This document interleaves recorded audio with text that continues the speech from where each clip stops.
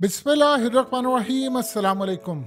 कहा था आपको कि इसराइल की फोर्सेस दुनिया की नाकाम तरीन फोर्सेस साबित हुई हैं। वो अलग बात है कि नेतन्याहू जाकर कहे फौजियों के साथ खड़ा होकर मैं जी ये कर लूंगा वो कर लूंगा।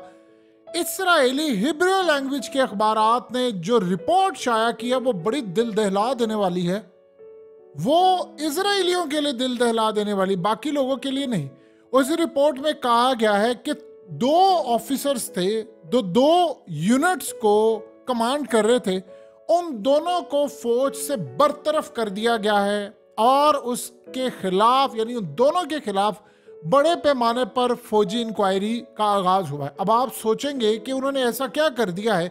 दौरान जंग, मैदान जंग से उन दोनों की यूनिट्स, देखिए एक जो ऑफिसर होता है, चाहे वो कोई कर्नल रैंक का हो, कोई भी चाहे किसी भी रैंक का ऑफिसर हो, उसके नीचे जो पूरी यूनिट होती है वो मैदान में उतरी होती है। तो जंग में शिकस्त कितनी हो रही है, कितनी कामयाबी मिल रही है, ये सारे का सारे इंसार होता है उसके ऊपर। एक तो पॉलिसी ऊपर से आती है। उस बंदे ने दो ये जो ऑफिसर्स थे, उन्होंने उनका नाम नहीं बताया, लेकिन हुआ ये है कि उन दोनों ने मैदान जंग में उतरे गजा में, हमास ने उन लोगों को घेर लिया तो वो अपनी जानें बचाने के लिए मैदान जंग से भाग गए। यानी उनका जो ऊपर जो कमांडिंग ऑफिसर होता है उसने ऑर्डर जारी किया, वो दो की दो यूनिट्स वापस पीछे हटी और यानी उसने अपने ऑफिसर के कमांड को फॉलो किया, ऑर्डर को फॉलो किया और उसके बाद बगैर किसी कवर के वो वहां से निकली। अब इस सूरत हाल में जब उनके पूरे यूनिट्स बाहर निकल गई, यानी हमास से लड़ाई करते करते वो अपनी जानें बचाने के लिए जब उनको लगा कि हम मारे जाएंगे, तो बजाय कि उन्होंने उनसे लड़ाई करने के या उनको धकेलने के, वो पीछे हटे और उस दौरान उनका नुकसान भी हुआ, टैंक्स भी तबाह हो गए। लेकिन दो जो यूनिट्स थी, उनके जो कमांडिंग ऑफिसर थे ऊपर बैठे हुए, उन्होंने कहा कि फौरी तौर पर निकले यहाँ से, और वो वहाँ से निकल कर भागे और उनके खिलाफ अब इंक्वायरी खुली। उनको डिसमिस कर दिया गया कि आपने कवर क्यों प्रोवाइड नहीं किया। यानी को तकरीबन दर्जन के करीब हमास के जंगजू थे और आप वहां से इलाका छोड़कर निकल गए हैं, अपनी जानें बचाने के लिए आप निकल गए हैं और आपने वहां पर उनको छोड़ दिया और उन्होंने वहां पर उजारादारी कायम की। फिर होता यह है कि जब आप वापस जा रहे होते हैं तो आपके टैंक्स भी तबाह कर देते हैं, आपको बुरी तरह नुकसान पहुंचाते हैं। अब जिस तरह हमास के जंगजुओं ने जाकर लड़ाई की है, जिस तरह वो लड़ाई करते रहे हैं, उस सारी सूरत हाल के अंदर जाहिर सी बात है फौज बददिल हुई पड़ी है। उनको पता ही नहीं चल रहा है ये जंग कैसे छेड़ी जाएगी, कैसे हमने लड़ाई करनी है, किस मकसद के लिए करनी है।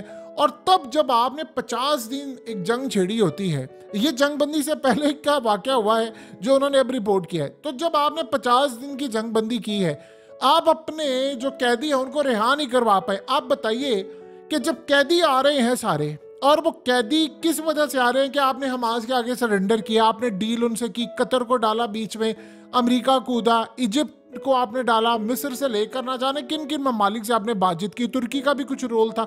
फिर आपने हमास से बातचीत की, हमास से बातचीत करने के बाद आपने डील की, आपने अपने कैदियों को रिहा करवाया।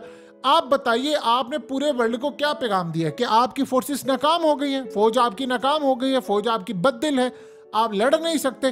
तभी तो आपने अपने ही जो ऑफिसर्स है, आप जाहिर सी बात है अगर डिसमिस किया तो ये कोर्ट मार्शल के जुमरे में भी आता होगा कि आपने काम किया। तो इस सारी सूरत हाल में आप जब मैदान जंग से भागे हैं तो आपको डिसमिस ही करना था कि आप पूरी तरह बगैर कवर दिए, यानी होता है कि आपने एक जगह पर खड़े होकर कवर देना होता है तो फिर आप जाते।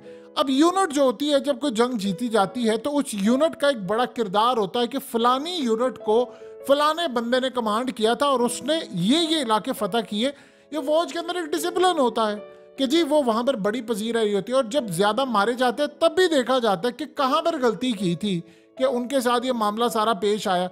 अब इस सारी सूरत हाल में आप बताइए कि अगर जो वो निचली सतह के यूनिट के जो फ्रंट ट्रूप्स होते हैं, लोअर रैंक्स के ऑफिसर्स होते हैं, उन्होंने क्या करना है? उन्होंने तो ऊपर जो बॉस का ऑर्डर आना है वही मानना है। तो आप हमास के फाइटर्स आपने देखे, आपको लगा कि हम मर जाएंगे तो आप वहां से भाग आए, तो उन्होंने इंक्वायरियां खोल दी। अब ये सूरत हाल जो सामने आई है, आप इसको कैसे जस्टिफाई करेंगे?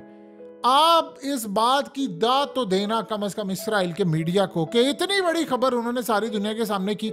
असल में उनका पैगाम क्या था? उनका पैगाम तो ये था कि बाकियों को हम सुनाएं बाकी जो ऑफिसर्स हैं, फौज के लोग हैं, उनको हम बताएं कि तुम करोगे तो तुम्हारे साथ भी हाल होगा। जंग में चूंकि कूद पड़े हो तो लड़ो बैठकर। वो जंग लड़ने को तैयार नहीं। इसी तरह का हाल, इससे भी बुरा हाल तो अफगानिस्तान में अमेरिकी फौजियों का हो रहा था। तो आप बताएं, आप कौन सी जंग लड़ रहे हैं? यानी आप दुनिया को क्या बता रहे हैं? ये गैल गॉडोट जो है वो इसराइली एक्ट्रेस है। बॉलीवुड को तो छोड़ दें, उसमें तो लोग दुनिया जानते हैं। हॉलीवुड के अंदर टॉप लेवल की है, फास्ट एंड फ्यूरियस फिल्म का हिस्सा है, वंडर वुमन और न जाने क्या क्या। उसने एक स्क्रीनिंग की, स्क्रीनिंग के अंदर उसने काम ये किया कि एक वीडियो दिखाई। ये असल उनकी फौज ने तैयार की थी, और आप जानते हैं कि एजेंसियों और फौज के पेरोल पर ये खातून काम करती है, इसराइली है, फौजी ट्रेनिंग उसने ली हुई है। तो उसने वहां पर स्क्रीनिंग दिखाई कि हम आपको बताते हैं कि हमास ने हमारे साथ जुल्म क्या किया। एक पूरी उन्होंने डॉक्यूमेंट्री बनाई, स्क्रीनिंग की और इसने करवाई कि जी हॉलीवुड के लोग आएंगे, फलाना आएगा। कोई बंदा ही नहीं आया, खाली गुप्पन दे रहा। और उसके बाद वो सारे शोज और ये तमाम चीजें कैंसिल करना पड़ी। आप फ्री में लोगों को लेकर आए कि आपके सिर्फ ये जुल्म देखे, पैसा लगाया, ये आपकी औकात है। दूसरी जानिब जो जीजी हदीद है, जीजी हदीद ने, आप जानते हैं कि फलस्तीनी है वो पीछे से। जीजी हदीद ने स्टांस लिया, उसने कहा कि इसराइल की फौज, जरा सुनिएगा कितनी अहम बात की है। उसकी बहन का जो बेला हदीद है, ऑलरेडी उसका कॉन्ट्रैक्ट यानी बड़ी बड़ी जो कंपनीज हैं वो उनकी जानिब से ख़त्म हुआ है। तो जीजी हदीद ने स्टैंड लिया, उसने कहा जो फ़लस्तीनी जाने दे रहे हैं उनके जो अंदर के बॉडी पार्ट्स हैं, जिनको हम ऑर्गन्स कहते हैं, वो निकाल कर तो दूसरों को लगाए जा रहे हैं, उनका इस्तेमाल किया जा रहा है, चाहे वो एक्सपेरिमेंट के लिए या किसी इजरायली के लिए या किसी और के लिए। इतना खुला उसने स्टांस लिया है, इतने बड़े पैमाने पर वो लड़की खड़ी हो गई है कि जिसकी इंतहा नहीं। यानी आप अंदाजा कर लें कि जिन्होंने खड़े होना होता है वो फिर परवाह नहीं करते। उसको पता था कि मैं ये स्टैंड ले जाऊंगा, लेकिन चूंकि खून फलस्तीनी का है तो वो जोश तो मारेगा। अब उसके सामने कैरियर था या ये था, वो खड़ी होगी। ठीक है, इसराइल की जो गैल गॉडोट है वो भी तो इसी मामले पर खड़ी हुई है, वो भी खड़े होकर। लेकिन प्रॉब्लम यह है कि रिस्पॉन्स दोनों का देखे, उसका रिस्पॉन्स पूरी दुनिया में छाया हुआ है और इसकी स्क्रीनिंग के लिए कोई देखने के लिए नहीं आया। तो ये एक फर्क है, मेजर फर्क है। आप दुनिया को कितनी देर तक पागल बनाएंगे कि हमारी फोर्सेस फलाना है? ये ड्रामा आपका कितनी देर तक चलेगा? आप दुनिया को क्या बताएंगे कि जी हमारी फोर्सेस? आप बताइए आपकी फौज क्या लड़ेगी जाकर? बददिल वो हुई पड़ी है। आप दुनिया को ये बता रहे हैं। सबसे पहले तो ये बात समझ लें, इजराइल की जो अक्सरियत है वो बीमारी का शिकार हो गई है। इसको कहते हैं स्लीप डिप्रिवेशन, नींद की जो कमी है। अब वो ट्रॉमा की वजह से, वैसे आपकी नींद की कमी होती है, आप परेशान होते हैं, या आपकी ज़िंदगी में कोई इशू आ रहे होते हैं, आपको कोई बीमारी हो जाती है, या आपको कोई इशू होते हैं, आपकी ईटिंग हैबिट्स होती हैं। यहाँ पर उनकी नींद खराब हुई पड़ी है पूरी कंट्री की। फलस्तीनियों की तो जो है सो है, इनका बुरा हाल हुआ है। वो बुरा हाल क्यों है? वो कहते हैं कि हमें ऊपर से देखिए, वहां पर सबने घरों में शेल्टर्स बनाए हुए हैं, बिल्डिंग्स में बनाए हुए हैं, जो बॉम्ब शेल्टर्स होते हैं। ऊपर से मिसाइल आते हैं, पूरे शहर में सायरन बजना शुरू हो रहे हैं। इलात में तो खास तौर पर बुरा हाल है, तिल अवीव और इलात में जब सायरन बजना शुरू हो जाते हैं तो सारे वो शेल्टर्स में चले जाते हैं। ऊपर से आसमान पर मिसाइल हैं, नीचे आप शेल्टर में जा रहे हैं। आप बताइए, आप रात को 2 बजे सोए हैं उस खौफ के साथ, पता नहीं सुबह मिसाइल गिर जाए, और अचानक रात के 3:30 बजे आपको उठकर जाना पड़ता है। तो आप बताइए, आप नींद आपकी बुरी नहीं हो रही है? आपने क्या लड़ना जाकर? ये फौजियों का हाल है।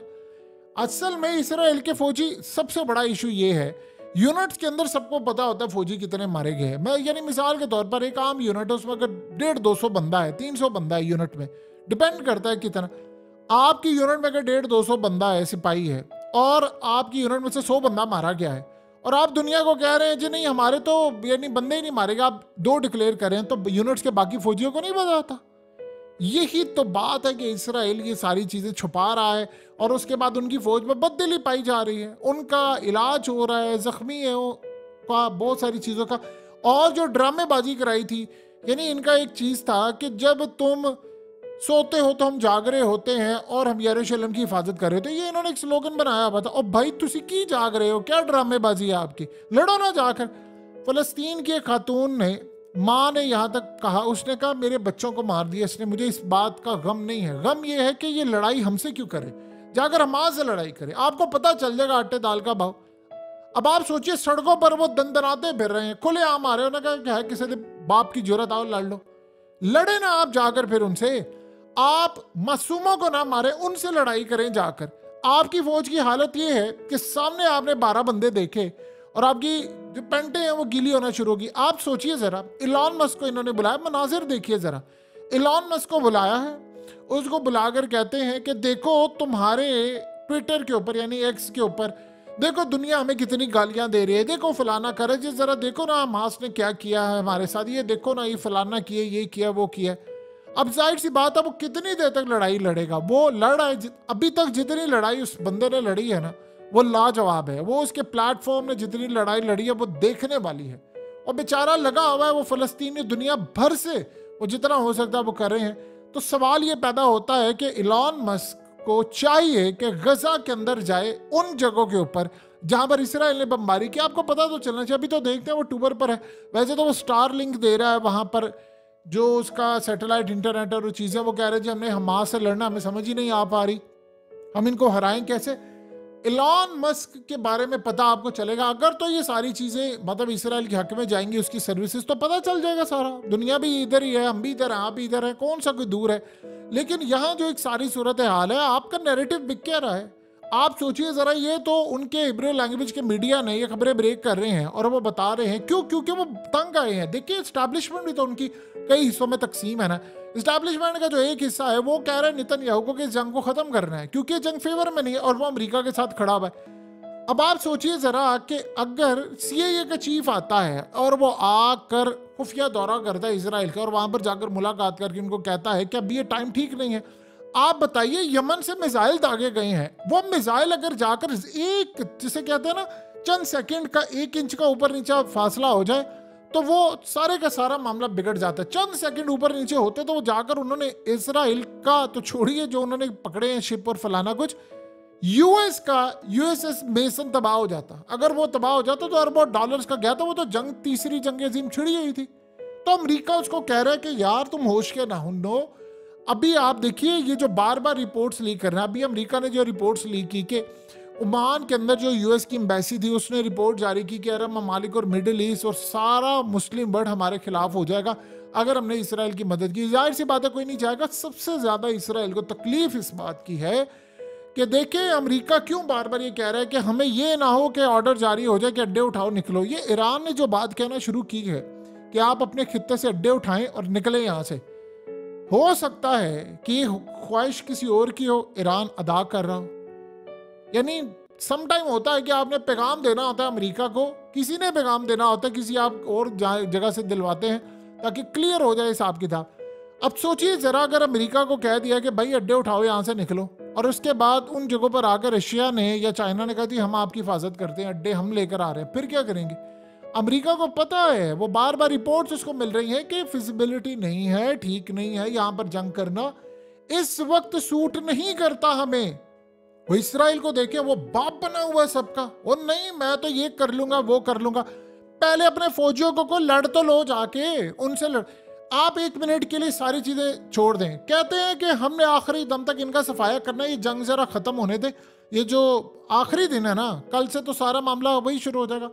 नेतन्याहू कहता मैं इनका ऐसा सफाया करूंगा, और तेरी भड़कें, तूने तो ये भी कहा था कि जी मैं जवाब ऐसा दूंगा 2-3 दिन में, ये अगले 50 साल याद रखेंगे, दुनिया तारीख की किताबों में पढ़ाएगी। 50 दिन हो गए दुनिया पढ़ा रही है कि इसराइल की फोर्सेस कुट कैसे खा रहे। आप में इतना दम नहीं था कि आप अपने कैदी रिहा करवाते, आप जाकर मासूमों को मारते। आपके बकौल हमास दहशतगर्द है, होगी दहशतगर्द, मारे जाके उसको, लड़े ना उससे से जाकर। आपकी तो यूनिट्स खुद भाग रही हैं। आम लोगों को क्यों मारे हो यार आप लोग, आम लोगों को वहां एड नहीं जाने देते। अगले ने आपकी शारक से आपको पकड़कर एक बंदे के बदले 3-3 अपने फलस्तीनी रिहा करवाए, आपकी गर्दन से अगलों ने आपको पकड़ा है। और आपको ट्रक, आपने कहा मैं ट्रक नहीं भेजना, अगला लेकर गए ना ट्रक। इसको कहते हैं कि आपको गर्दन। मुकाबला क्या है इसराइल का उनके साथ? दुनिया की 4थी बड़ी ताकत है, न्यूक्लियर ताकत, और वो रहने वाले जिनको आप कहते हैं जी असला नहीं है, तमीज नहीं है, पैसा नहीं है, दहशतगर्द है, फलाना फलाना फलाना, ये सारी बातें आप कहते हैं। दुनिया आपकी बात सुन ही नहीं रही और दुनिया के अंदर आपका नैरेटिव बिक ही नहीं रहा। जब आपका इत्तेहादी अमेरिका और आपका इत्तेहादी भारत आपके खिलाफ हो जाए तो समझ लीजिए कि आपके हाथ से गेम निकल चुकी है। आप सोचें कि वर्ल्ड पूरा एक ही बात कह रहे हैं, आप हमास को भूल जाए, वर्ल्ड पूरा एक बात क्या कह रहा है? वर्ल्ड पूरा ये कह रहा है कि वहां पर आप आम लोगों को क्यों मारे हैं? लोग अपने घरों को लौट रहे हैं और वो कह रहे हैं कि ये क्या सूरत हाल है, और मोदी से लेकर पूरा वर्ल्ड ये कह रहा है कि इजराइल की फोर्सेस गलत कर रही हैं, लेकिन वो टस से मस नहीं होने को तैयार। तो आप एक काम कीजिए ना, जिगरा दिखाएं और लड़ाई करें जाकर, लेकिन आम लोगों को ना मारे। आप जीत जाएंगे तो ठीक है, अगर आप हार जाएंगे तो आपको पता चल जाएगा। लेकिन सवाल सिर्फ यहां पर यह पैदा होता है, आम शख्स को क्यों मुतासिर कर रहे हैं आप गजा के अंदर?